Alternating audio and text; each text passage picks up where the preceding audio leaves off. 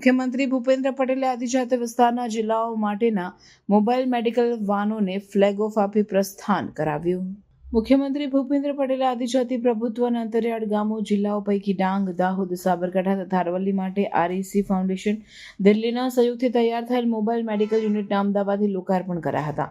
સ્વાતંત્ર્ય સેનાની ભગવાન બિરસા મુંડાની 150મી જન્મજયંતિ વર્ષની ઉજવણી નિમિત્તે આદિજાતિ વિસ્તારના દરેક ઘર સુધી આરોગ્ય સેવા પહોંચાડવા માટે આ સેવાકીય પહેલ હાથ ધરવામાં આવશે.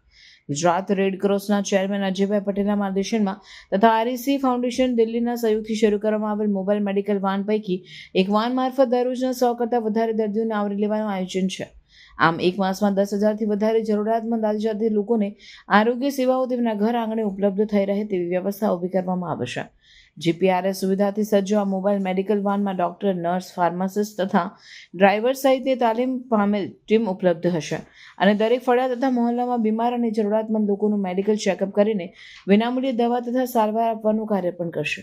મુખ્યમંત્રીએ આ મોબાઈલ મેડિકલ વાનને આદિજાતિ વિસ્તારોમાં આરોગ્ય સેવા માટે પ્રસ્થાન કરાવ્યું. તે અવસરે ગુજરાત રેડ ક્રોસના ચેરમેન અજયભાઈ પટેલ અને પદાધિકારીઓ તથા સેવાકર્મીઓ ઉપસ્થિત રહ્યા હતા.